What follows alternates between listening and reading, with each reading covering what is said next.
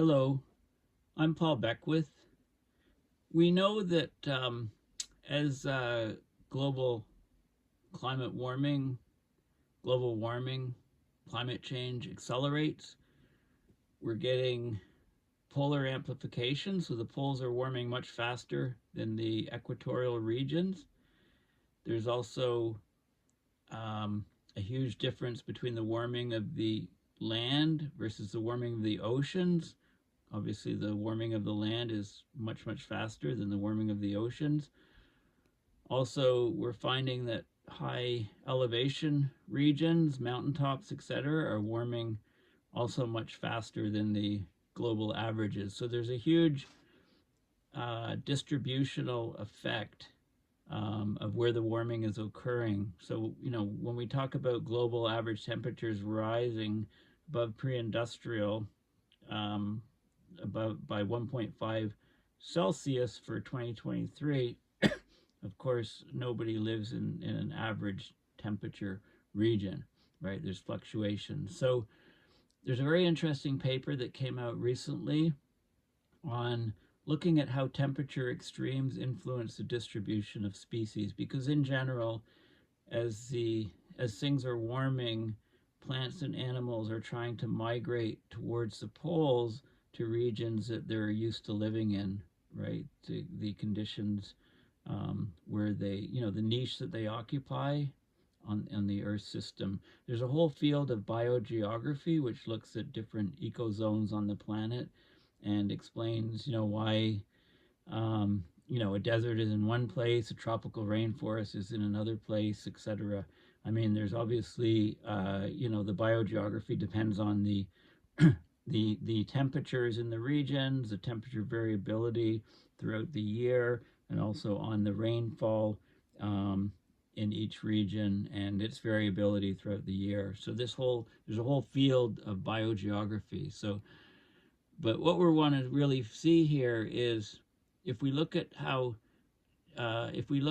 temperature extremes influence the distribution of species, and we can see what we can expect will happen as climate change proceeds. So this study was McGill biology researchers. They found that there are patterns regarding the importance of temperature in determining where species live, shedding light on their sensitivity to climate change. Okay, so as the planet gets hotter, animal and plant species around the world will be faced with new, potentially unpredictable living conditions, which could alter ecosystems in unprecedented ways. So this new study was by McGill University researchers, but they collaborated with people across all these other different countries and other universities. They investigated the importance of temperature in determining where animal species are currently found, to better understand how a warming climate might impact where they might live in the future. Okay, so they tested the role of temperature as a factor that could limit a species' potential range habitat. They compared the temperatures in areas where 460 cold-blooded animal species currently live to the temperatures in areas where they could live based on their tolerance to temperatures. Okay, so it was all cold-blooded species. So they found that unlike species living in the ocean, land animals like reptiles, amphibians, and insects have habitat ranges that are less directly impacted by temperature. The higher a species is in latitude, the lower its tendency to live in areas near the equator with temperatures that they could actually tolerate. Okay, so instead of the tolerance to temperature limiting them from these lower latitude regions, it's probably negative interactions with other species, like with competitors or parasites, that keeps these species away from their potential habitat. So it was not surprising to find that temperature doesn't always limit species ranges, but what was surprising was that despite the complexity, they found general patterns in the role that temperature played across species. So basically, the research helps people understand general patterns and how sensitive the distributions of different cold-blooded animal species might be to changes in temperature, which can help us predict how the global distribution of species will change because of climate change. Okay, so there's two different hypotheses about the distribution of life on Earth, right? Well, it's long been thought that species ranges are less limited by temperature and more limited by species interactions in the tropics. The new work shows that higher latitude species are increasingly excluded from their potential ranges in the tropics. So there appears to be a trade-off between broad thermal tolerances, like the species that are in higher latitudes can tolerate colder conditions, but also can tolerate larger temperature swings, versus the tropics, right? And there's higher biodiversity in the tropics. There's a lot more species, so you could argue there's a lot more competition. So cold adapted species just don't have the energy, or there's something within the species that means it can't tolerate living at lower latitudes, even though the temperatures would be fine. There's species competition or something. So this is so let's have a look at the actual study. But before we do, just Google images, biogeography. If you look at biogeography, you can see, it's basically, it's where species live on the planet and why they live where they do. So this is, there's a whole subsection, which is the plants, why you have grassland somewhere, you have forests other places, tropical forests other places, deserts other places, polar regions, right? And then what animals live in those regions and how they spread as the continents spread apart, etc., etc. So a whole field, fascinating field of biogeography. I took a course. I took a couple courses on biogeography when I was at U of O. Okay, we can talk about these global ecozones if you like. There's different classification systems for all of the different ecozones. What plants and animals can be supported in those zones. There's a whole Wikipedia page on, you can look at ecoregions, which are smaller regions. This is the Amazon rainforest, for example. You can look at the different bioregions of a continent, different types of vegetation, right? The WWF has a classification of all terrestrial ecoregions and the proportion of forest area by forest area density class and global ecological zones, right? And then you can talk about marine as well, okay? And then when we say cold-blooded animals, we're talking about ectotherms. Okay, so this is a paper. It's in Nature, Ecology, and Evolution. Came out, was published online November 6, 2023. Okay, quite a few different authors. So, temperate species underfill their tropical thermal potentials on land is the title of the paper. Understanding how temperature determines the distribution of life is necessary to assess species sensitivities to contemporary climate change. So they test the importance of temperature to limiting the geographic ranges of the ectotherms, cold-blooded animals, 460 different species, by comparing the temperatures in areas that they occupy to the temperatures in areas that the species could potentially occupy on the basis of their physiological thermal tolerances. Okay, so marine species across all latitudes and terrestrial species from the tropics, they occupy temperatures that closely match their thermal tolerances. Okay, so their bodies are able to live under certain temperature conditions, and they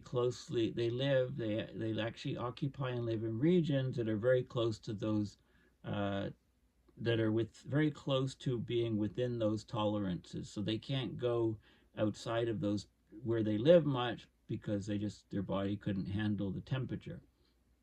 This is for marine species at all latitudes, and it's terrestrial species just at the tropics. Okay, well, what about terrestrial species from temperate, mid-latitudes, and high latitudes, polar latitudes? Well, they're basically absent from warm areas, even though they could thermally tolerate the warm areas. Okay, so why don't they live in those warm areas? Well, it's believed that it's because of other pressures that are non-thermal. So they could potentially occupy their more equatorward range limits, but so the temperature is not the factor limiting their distribution. So what is? Well, one of the ideas is that their adaptation to the cold environments at higher latitudes and that allow them to survive in temperate and polar regions is basically traded off. It's a performance trade-off that reduces the species' abilities to contend in the tropics, possibly due to biotic exclusion. So there could be other species that take those niches and basically don't allow the the colder adapted species to live in those regions, even though they can live quite fine with the temperatures in the lower regions. So basically what this means is that as climate is warming, as temperature is warming, we get all of this migration in the oceans. These are all for cold-blooded species. We get these migrations in the oceans. We get these migrations and species loss in the tropics. But the species at higher latitudes are actually better off because and more able to tolerate increases of temperature at the higher latitudes, because those are within their thermal tolerances. Okay, so there's going to be different reactions from different species, and as a result, species will move. Some species will move a lot further and a lot faster than other species, so the interactions of species will change significantly. So there's lots of details, basically, on what can happen. Okay, so we know that climate warming is already altering the distributions of species worldwide. Yet there's the sensitivity of biogeographic distributions to climate change varies considerably among species. So this calls into question how consistently temperature limits geographic ranges. If a species occupies all accessible habitat where temperatures suit its tolerances, that is, the species fills its potential thermal niche, then the species' range limits are expected to be sensitive to climate change, to temperature change. Okay, so it could be more at risk as a result of that. Yet in reality, species are often unable to fill their potential thermal niche when ranges are limited by other factors like dispersal, or is the species mobile, species interactions with other species, resource availability, and non-thermal abiotic factors like moisture on land or oxygen in water. Understanding where and when temperature directly constrains species ranges can help clarify the mechanisms responsible for historical range shifts and improve projections of species sensitivities to contemporary climate warming. Okay, so let's have a look at some of the figures. So we talk about a species. So you can for each individual species, you can have the thermally tolerable area, which is the hashed region. Okay, and so it can live, this is the latitude, if you like, so it can live within a certain latitude range. It has the ability to tolerate the temperatures within that range. And then the shaded area, the darker area, is the realized range. This is a range at which the species is presently found. Okay, so these don't overlap. This is always a subset of the others. If you fill the entire thermal niche, then you have this sort of situation where you fill most of the niche, right? So And then there's species that, can live. There's a lot of species, they can live through a wide range of temperatures, but they are only stuck here at the high latitudes. There's other reasons other than temperature why they don't live down here, and this could be, competition with other species. This is called range underfilling. Okay, there's diagrams explaining this.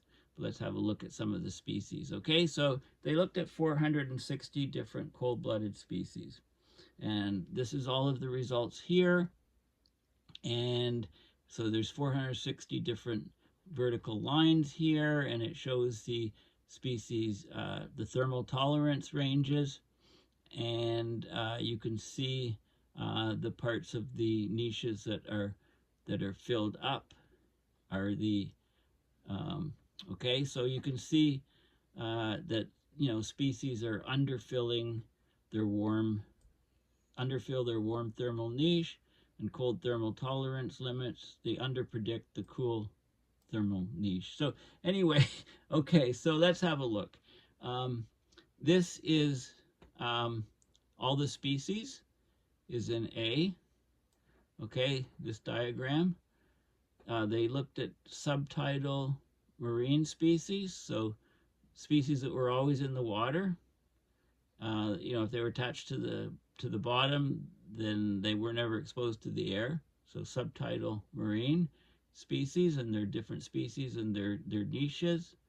They looked at intertidal marine, and then they looked at terrestrial species. So let's have a look down here. This is kind of shows things.